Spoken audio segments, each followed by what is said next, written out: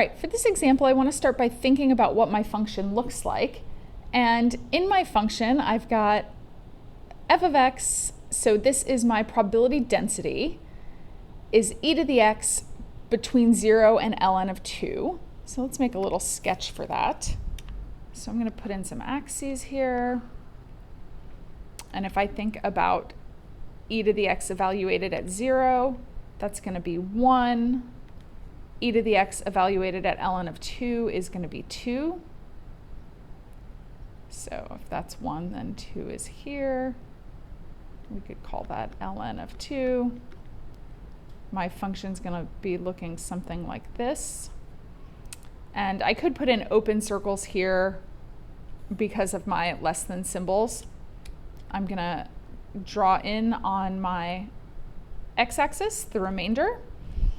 So now if I think about my cumulative distribution function, that's going to be f of x. So I'm going to have different regions to think about this. For x less than 0, so f of x, I'm going to divide this into regions. If x is less than 0, my cumulative probability to that point is 0. If x is greater than ln 2, I'm taking all of this probability, because greater than ln 2 means I'm going from any point here, finding the probability that x is less than or equal to whatever value I pick here.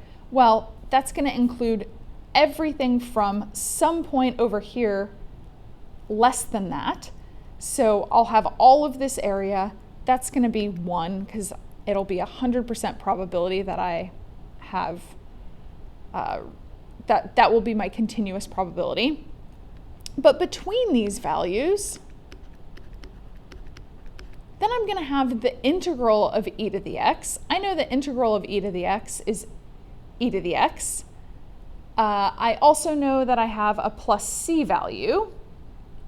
So if I'm finding my f of x for between 0 and 2, that's going to be 0 to x e to the x dx.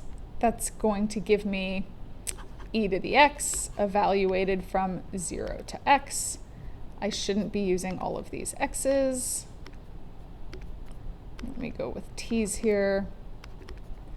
So now I'll get e to the x minus e to the 0 is 1. So here's my continuous probability in this range. So I could even say this is the range for any x value less than ln 2. Actually, I can't, because my function stops here. So it has to be between this range. This is my cumulative distribution function. Because anything from this side forward, or this side backwards, however you want to phrase it, is going to be 0. All right, lower quartile means that I want my bottom 25%. So I want my f of x to be equal to 25%. So that means I want to take my integral from 0 to a, e to the, here I could use x or t, doesn't matter. I want that to be 0.25.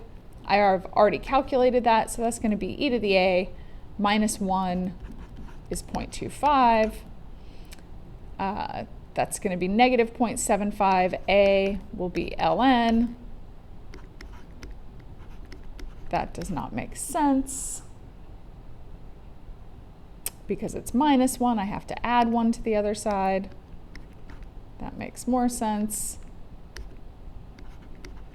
So if I go to the point ln of 1.25, that'll be, somewhere around here. That's going to give me a 25% area under the curve.